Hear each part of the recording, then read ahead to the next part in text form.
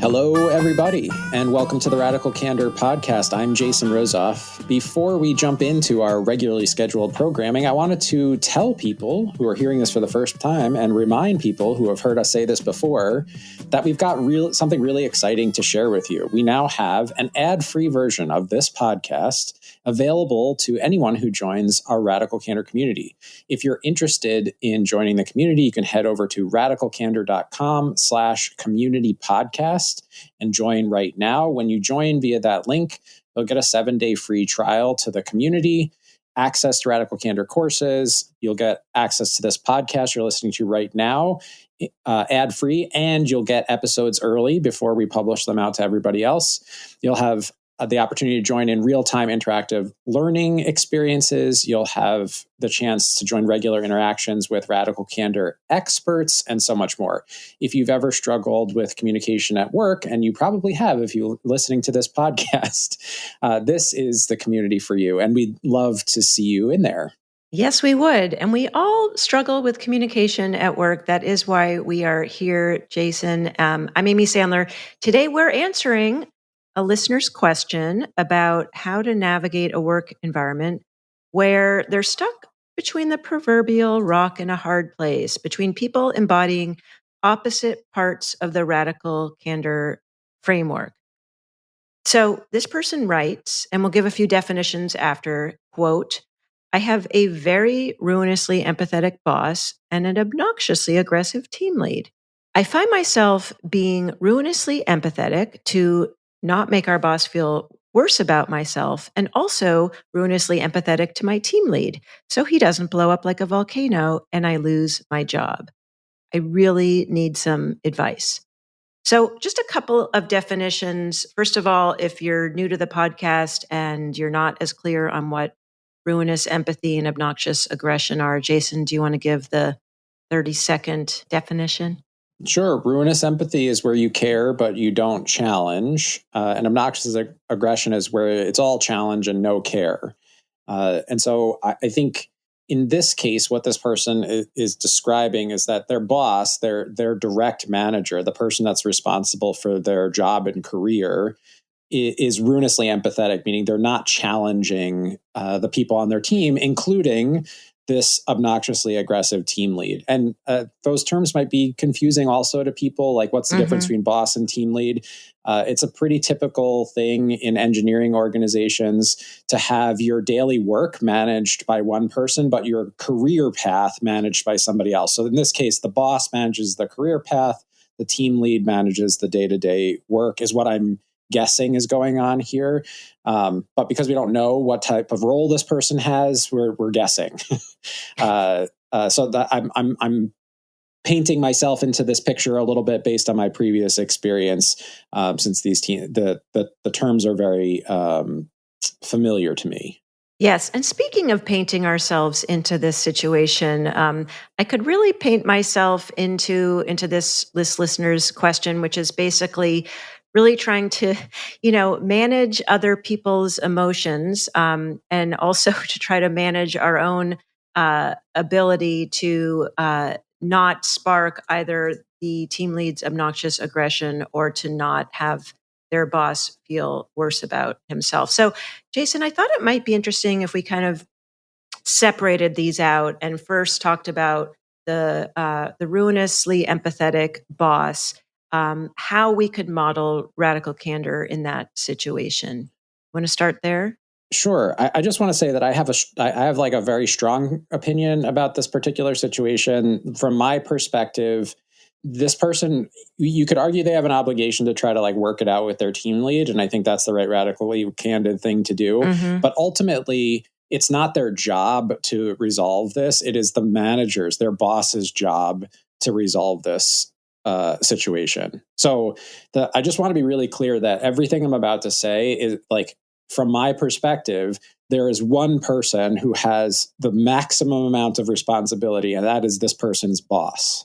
That is so helpful. So actually, if we can go further into that direction, if the responsibility starts with the boss, what would you say? Let's say I'm the boss and you're the listener writing in. Like, what would you say to me to start this conversation, to raise this to your boss? Yeah. And we'll come back to, I just want to be clear, we'll come back to this question of like, what might you say to the team lead who's being sort of obnoxiously aggressive? Yeah. Okay, great. So what the way that I would approach this with my boss is to go to them and say, hey, I know that you care about me and my success in this organization. We have a good relationship, and I need to share with you something that I feel like is really getting in the way of me being successful here. And that is the relationship that I have with this team lead.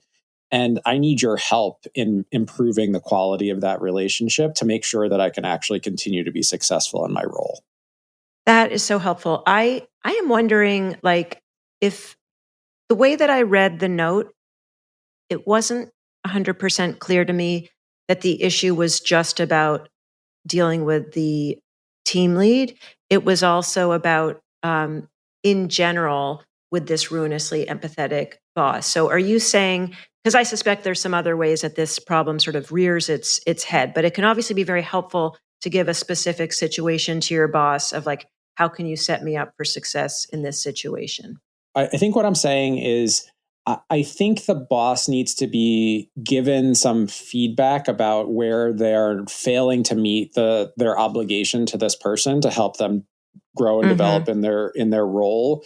And from my perspective, like how they respond to that, it's really important to give them an opportunity to respond to that direct feedback, because the way I read the note is like there's ruinous empathy in both directions. Like they've been ruinously empathetic toward their boss is ruinously empathetic toward other people and toward them.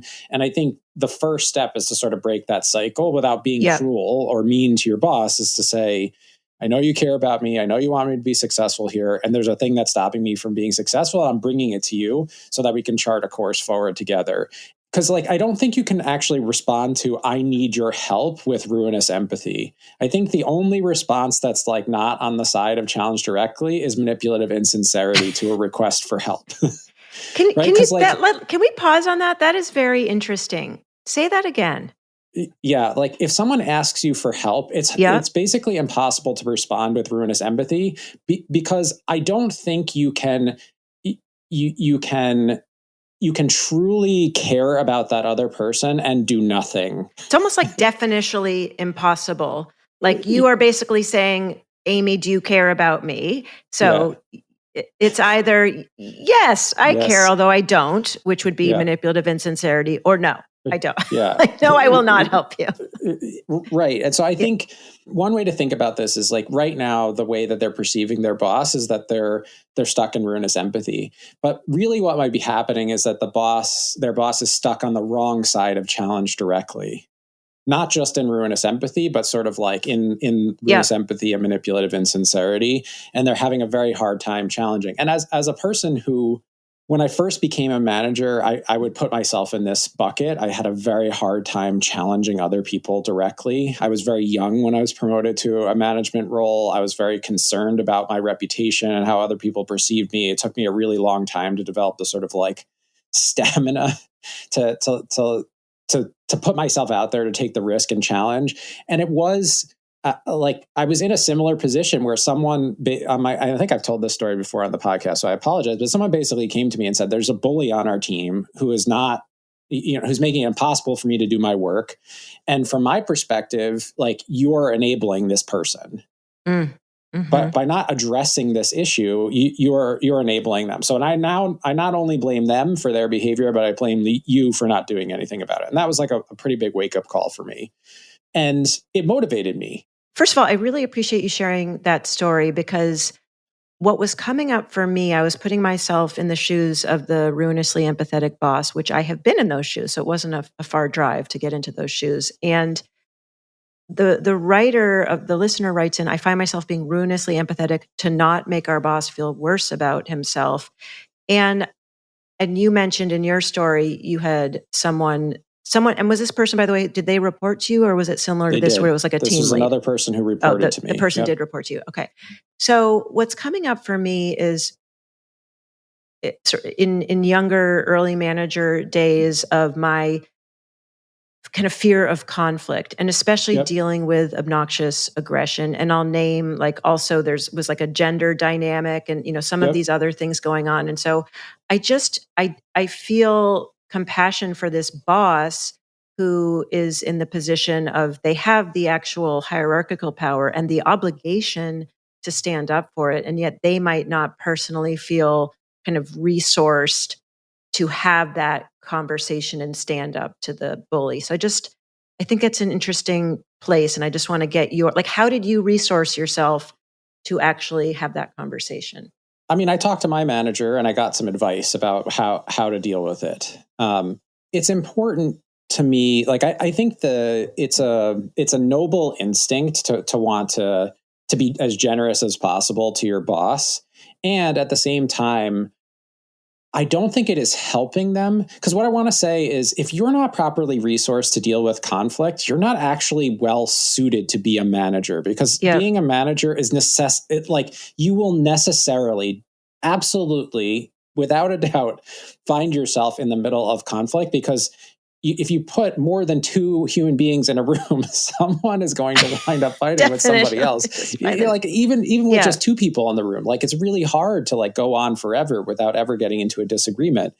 But the moment you add that third person, I feel like, is essentially a guarantee. I still have compassion for this person, so I'm not blaming them, because many people are sort of pushed into management without being properly resourced, without having training or support or any of those other things that we'd want people to have as they took that step. So I can still have a lot of compassion for this person. But the thing I want to say to the writer, to the person who wrote this note, is like, it's not your job to make sure your manager is properly resourced to do their job. So if we build on that, like, if the listener goes into their boss and says what you had recommended and saying, like, hey, I in order for me to be successful, and can you say exactly what were you going to say? I need you to do X with the team lead, or what was the request of the boss? I would say something like, I am really struggling in my relationship with my team lead, and it's starting to affect my ability to do my job. And I want to tell you about what's going on there to get your help in resolving it. That's the approach that I would take.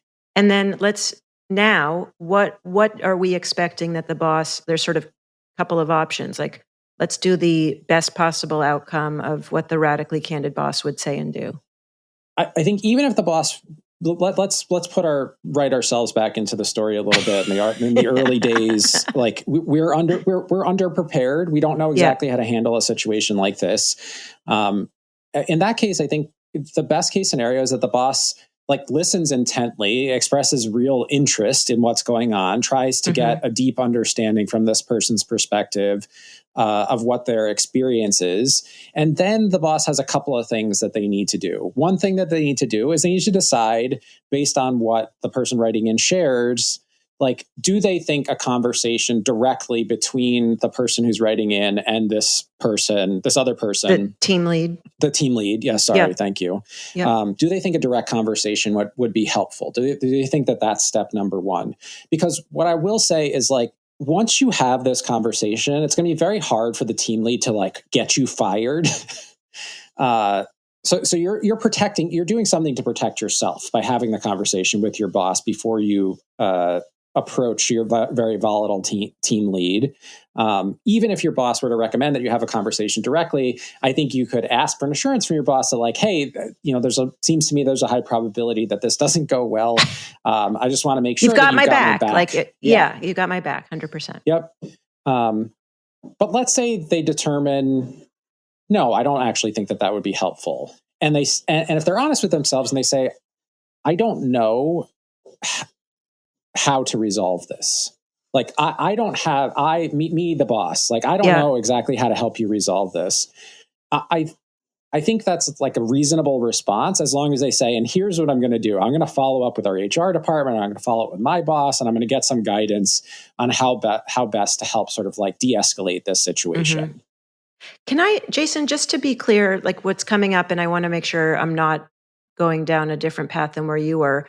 I'm imagining there might be a few different places of where the team lead is coming from. Like, maybe there's some obnoxious aggression in how the team lead is behaving, but this person is not sort of inherently bullying people. They're being a bit more, more challenge than care. Versus if this team lead, there is actually some real bullying behavior happening. Like, would you some intent to distinguish? harm kind of Correct. a thing, like, or dominate other people. Yeah, like that. Yeah.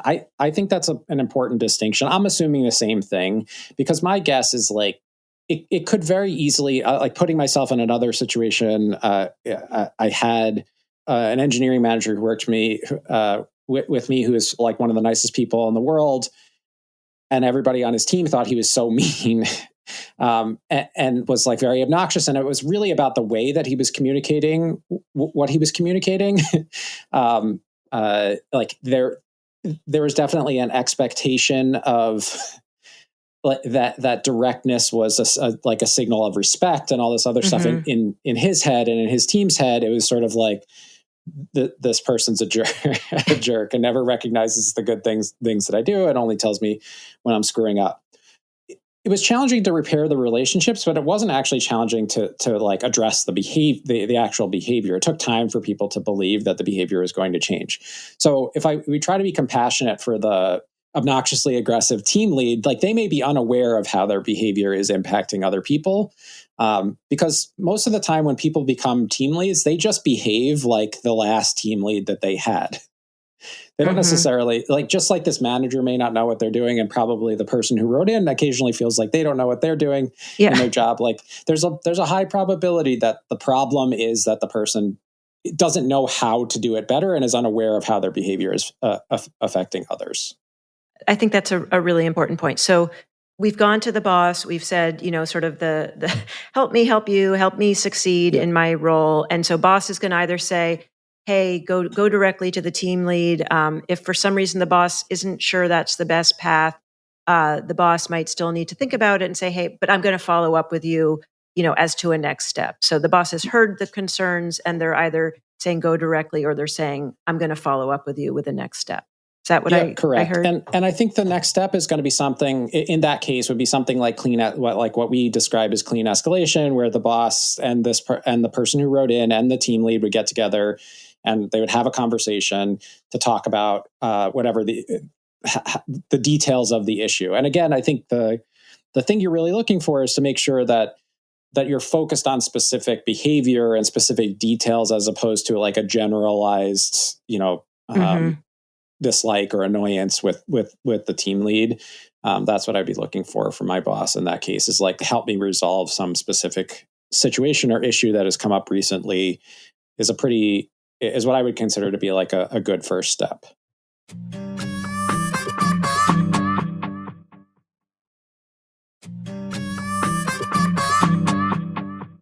If we want to give some guidance for that conversation, just to bring in for folks who haven't heard what we call our core method of giving feedback, both praise and criticism. So context, observation, results, and then expected next steps. And so, like what you're saying, very important to focus either on the behavior or the specific, work product. So for example, the context is, in the last meeting when you raised your voice and stand up and called this other person's work stupid, like that's the context. Team members stopped contributing ideas. Some have stopped or are actually not going to the next meeting. That's the observation. Our sprint velocity has dropped by 30% in the last month because people are afraid to discuss blockers. Those are the results. And so one of the things we talked about, Jason, on a recent podcast that you and I did, where we talked about using the core method, that it's actually really important to check for alignment on the context, observation, and results, because maybe it's crystal clear in your head, but it might not be as clear to the other person. So before we get into next steps, checking for alignment. And so I'm curious, do you have anything more to add? If I was to go directly to the team lead, or if it was in that clean escalation conversation, where might we need to go a little deeper before we get to next steps?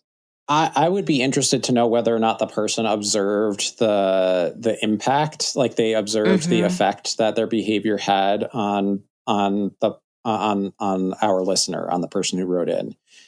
right? Because you'd want to talk about their experience. You wouldn't want to talk about a third party who wasn't in the room. So it would be like this person having the opportunity, the person who wrote in having the opportunity to say, in that meeting when you raised your voice, like I really felt shut down, and like I shouldn't contribute. Like you didn't want me to contribute anything additional to the discussion. If I'm the boss, my question is, Nick, I'll throw you under the bus. Nick, you're the team lead now. Nick's our audio engineer for those who are new to the podcast. I would say, Nick, did you notice that? Like, did you observe Amy's response, like when you raised your voice? And what's interesting about that is, like, I could imagine Nick saying, I didn't raise my voice. Like, I don't, because like sometimes people, like, these are behaviors that people are not conscious of. So they get animated in a discussion. They don't feel like they're yelling, but other people like clearly perceive them as being angry.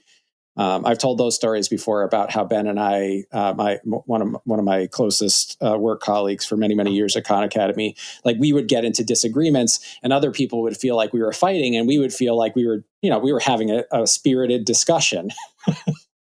Well, speaking of spirited discussion, can we just actually role play this for a minute, Nick? If you're able to come out from under the bus, and just for example, that you actually didn't you didn't think you were raising your voice, would you like to play a little while we're at it, and just pretend that Jason is the boss and you're the team lead, and you thought you were just fine? I mean, this has happened to me in my personal life a million times. So, yeah, like let's give it a shot. All right. So we're setting the scene. This is a clean escalation conversation. I have invited you, Nick, and Amy to this discussion. Amy, you came and you shared some concerns that you have about the way that you're working with Nick, and I would like to help you to, one, become more aware of like how this relationship is going, and two, to just better understand one another's perspective. So I was wondering, Amy, if you would just start by sharing your experience of a recent experience that you had with Nick that helps illustrate what you are finding challenging about your relationship. Yeah, thanks, Jason.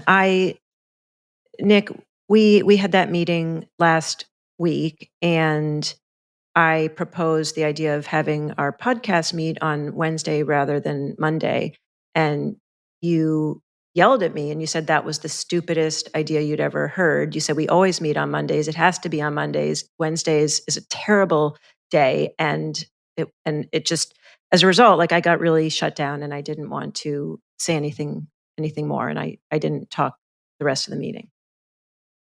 I feel like yelling is a stretch. I like to project, and I want to make sure that when I speak, people can hear me. And if it did come off as aggressive, it's something that, I think that we're just going to have to kind of work on. I want to make sure that everyone understands that when I speak, I want to be heard, and I want you to understand what I'm saying. And I feel that's a perfect way to handle it. Yeah. Nick, I'm kind of curious. Did you notice Amy didn't share anything else after that happened in the meeting? Did you notice that? I did, and I chalked that up to just effective communication. I let her know what I was thinking and feeling, and she understood, and problem solved. And Amy, I know that that's not how you felt. Like, that's not what happened. Like, from your perspective, like what did it feel? What were you feeling as you were sitting there quietly? I was feeling belittled, and like, I don't know how much longer I'm going to want to do this podcast if somebody keeps yelling at me like that. Yeah. So Nick, hearing Amy say that, I'm kind of curious. Like, what's your reaction? I certainly appreciate her contributions to the show, and I want to make sure that she feels like she's an important part of the show. But it's just important to me to maintain that control and to make sure that everybody knows that I'm the one that's going to make these decisions. And if there's an issue with that, it's going to be tough for me to deal with. Yeah. I wonder if we could try something. Sure. Nick, have you ever had the experience of feeling sort of like shut down in a conversation? Has someone ever said something to you that actually made you feel sort of like what Amy was describing? I think so at times. Yeah. And what did you what did you want the what did you wish that the person who made you feel that way, what did you wish that they did in that situation? I wanted them to listen to what I was trying to convey. Yeah. It's about getting that message across. And sometimes if I'm misheard, it really bothers me. And so I Yeah. think a lot of my communication techniques come from that place. I don't want to be misunderstood because I have before. And so when I'm trying to talk to Amy, that's to me the way to express it. Yeah. So Jason, can I just say, like, I really appreciate Nick saying that. Like, I totally get, I mean, I think we probably, Nick, have more in common than you think. Like, I also don't want to be misheard. And I think sometimes when that's happened to us, we end up kind of over, doing it because it's coming from a our own experience. So thank you for sharing that. I appreciate you saying that. So here's what I would like to suggest. One, I would like to share an observation that I have about each of you. One thing I know about Amy is that she's a great listener, and you don't have to say things loudly for Amy to hear them because she's listening very closely to what you're saying. And Nick, you're a great communicator. And so I don't think, like, in other environments, you may have had to rely on like, being really animated and projecting these things in order to sort of break through.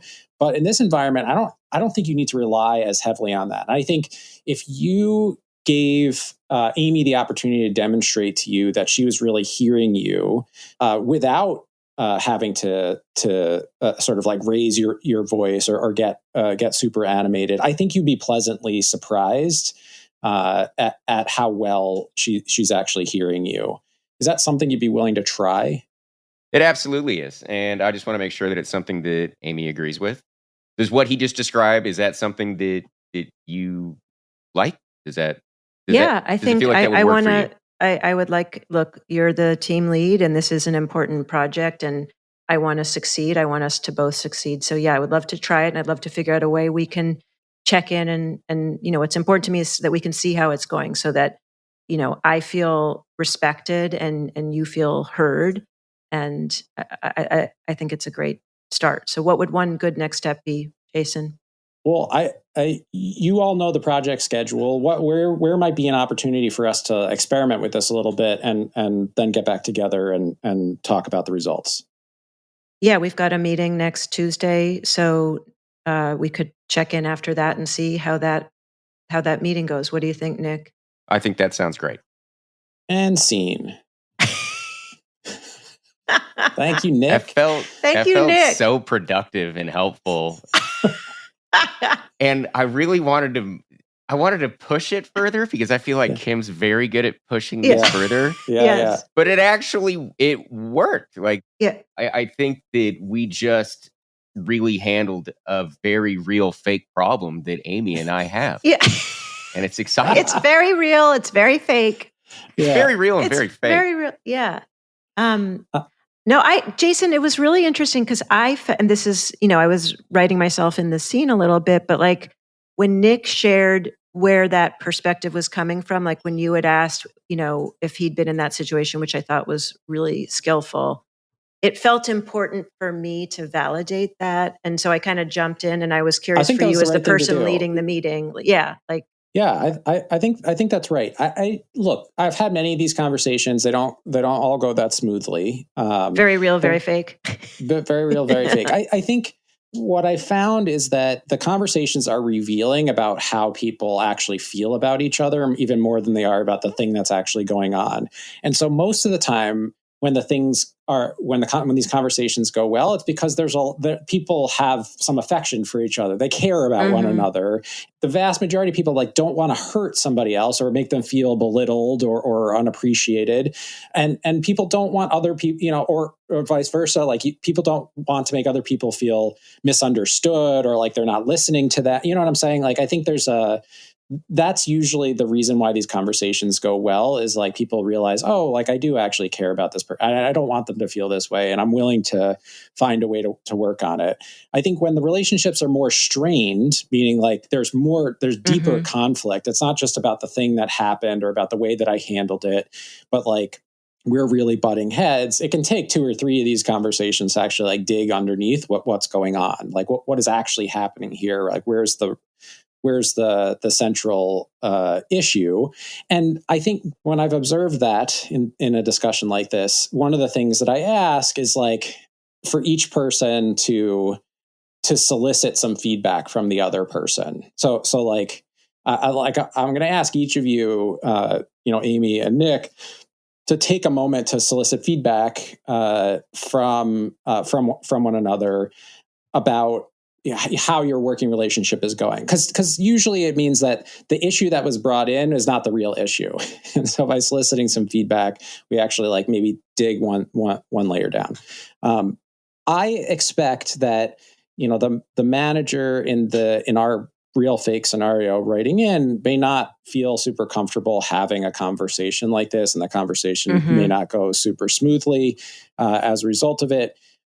If it's an average experience that I had, even when I'm like thinking back to when I dealt less skillfully with these things, I think the like goodwill that exists on a team and the desire to work well together like carries a lot of weight in these discussions, and so it's still possible that it gets resolved, even if it's not super skillfully handled.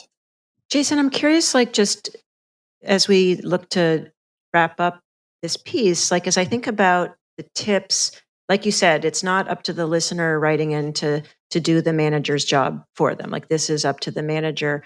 But I wonder, like, is there a recommendation for the manager if that person isn't as skilled as you are in having this kind of like clean escalation conversation?